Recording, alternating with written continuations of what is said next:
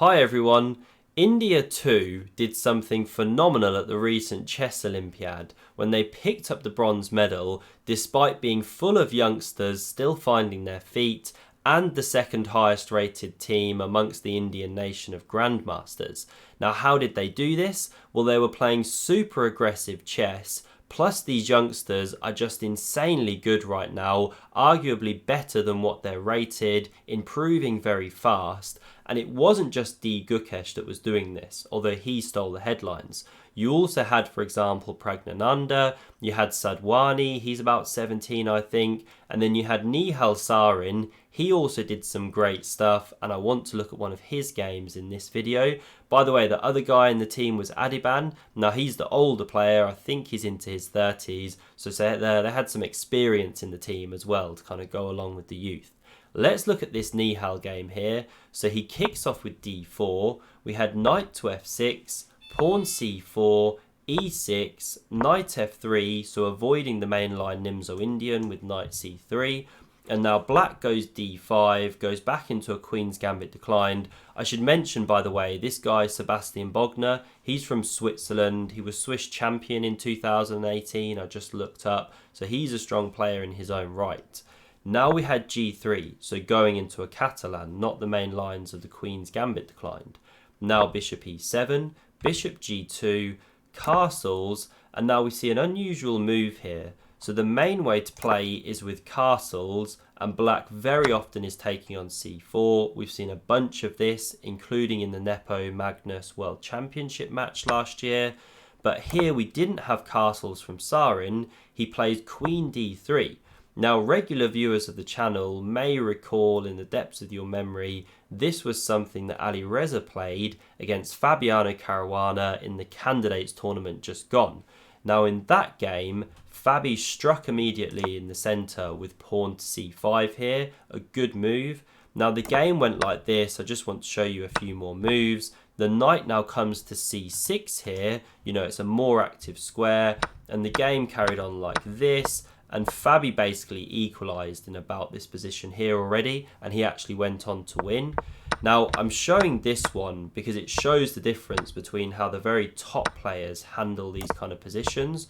So queen d3 played, and here Bogner plays the move knight b to d7. Very solid, yes, but not really putting the test to white's opening.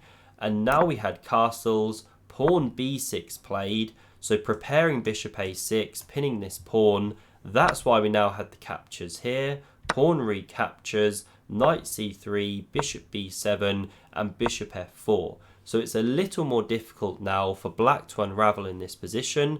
And here black plays a move going after this bishop. A good move, which I do like. And the top engine moves when you run this are just retreating the bishop. So to e3, d2, c1, something like that. But Sarin shows why this India 2 team was just picking up results. So he plays a bit more unusually. He goes rook a d1, a bit more aggressive, unbalancing the position. He lets black take the bishop pair, pawn recaptures, and now he's opened this g file. And this is really one of his big ideas. He wants to attack the black king. He's also, of course, secured this outpost on e5. And after rook to e8, coming to this half-open file, sometimes white wants e4, by the way, so it's something for black to watch out for. Now we had knight e5, the knight hits the outpost, also opens this dangerous Catalan bishop. Whoops, that's my phone, let me put it on silent. So it opens up that Catalan bishop, and this is actually an important moment to pause, because one of my first thoughts here was, what happens if you go f6, kick the knight from this outpost here, and this is where this bishop just suddenly comes to life. So there's these amazing tactics here, using the fact this bishop is unprotected and this line is now open to the king. So you can take on d5 here with the knight. Now the point is, if the bishop recaptures, you can take with check. And this actually leads to mate. You've got this amazing knight g6 check resource. Then you can checkmate like this. The queen swings. You haven't yet played e3. Equally, if the king were to come here to f8, you can take here, and it's leading to mate once again. So we didn't have the bishop being captured here. This wouldn't have happened in this position. And equally, if you take the knight, instead of taking that knight on d5, well, then the follow-up is takes here with check. So you eliminate the e7 bishop, queen recaptures, then you pick up the bishop. So a longer line there, but it really shows some of the danger in the position for black if you're a bit uncareful here. That's why you can't go f6, and that's why knight to f6 was played instead here. So it covers this pawn some more with queen and knight. Also looks at the e4 square, prevents any e4 stuff. So pawn e3 now played, pawn c6 bolsters the centre, and now king to h1. This is part of the aggressive strategy. Bishop d6 played, looking to eliminate this powerful knight one day. Bishop f3 clears the g file for the rook, and now pawn c5 was played. A good move in and of itself because you're striking in the centre against the flank attack. Very thematic idea in chess. But now after rook g1, here black goes wrong. So queen e7 was played, but it's a bit of a nothing move, a bit passive. What you should do here is carry on playing in the centre. So if you capture on d4, you put this question to white. Now if you retake with the pawn here, now this pawn has got no protection. So you could carry on with g6 to protect your king. And if knight g4, not that Sarin would play that in this position, but we see this move in the game, well now it's no good. You can chop off this pawn here. If captures, queen takes, yes, you lose your central pawn here, but black's actually doing fine, materials level, and actually black could even be attacking white if white's not careful. So running it back here, taking with the pawn wouldn't be much good. Queen takes is the best move, but then there's this really nice resource of chopping off the knight and then planting this one on e4. And there's no time to be actually picking up this pawn because you've got these tactics on the f2 square. When that rook nudged across, it left the protection here, of course.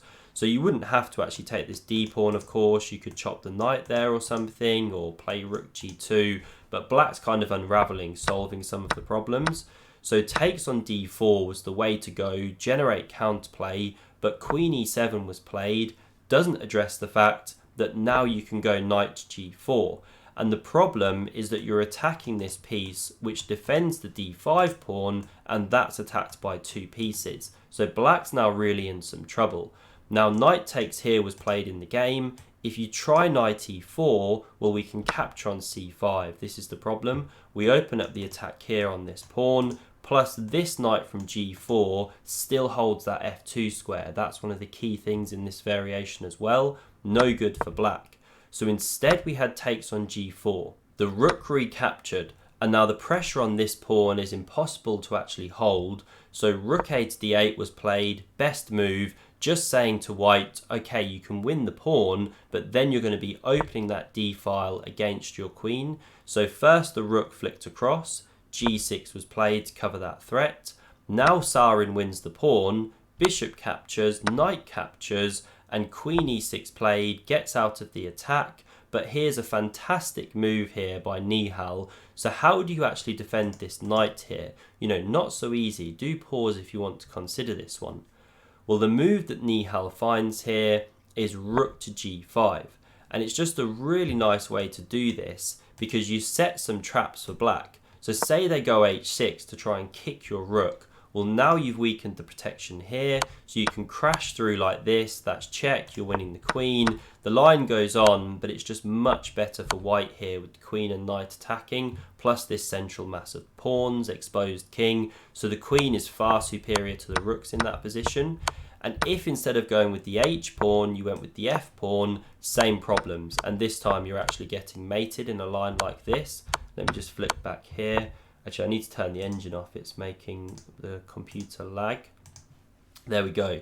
So after rook g5, we had captures on d4 instead. And now another really nice follow-up move by Nihal. He pushes pawn e4, cements that knight, sets yet another trap, because if black takes this one, then we capture with the queen because you're actually checked, so you have to capture. Now takes, and knight f6 check. You pick up the rook at the end of the line. White is a rook up here. So taking on e4 is no good. So coming back here, f5 was tried by black instead.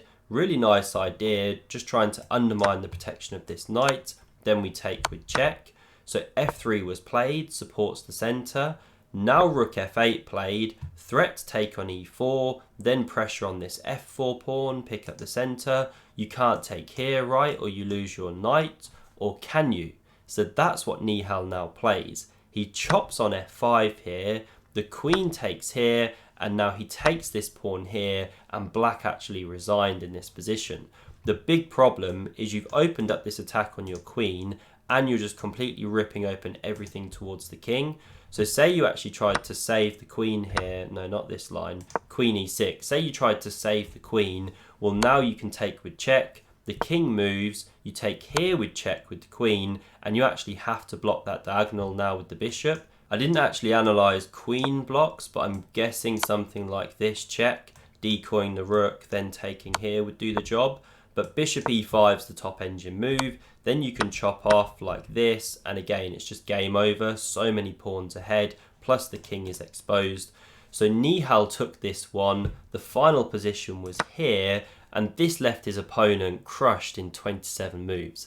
I hope you enjoyed this video. Before I sign out, just a quick shout out to Xerxes Gammon and also Thanos Snap Feminism. Thanks for joining up, becoming members of the channel. I will be looking to do some Lee Chess Arena stuff soon. So if you want to join up, be a part of some of that chess, then do consider joining the channel. And there's also some membership options where I'm doing some one-on-one coaching stuff. So again, check that stuff out if you're interested in a bit more interaction over the coming weeks and months. Thanks very much as always, and I hope to catch you on a future video. See you soon.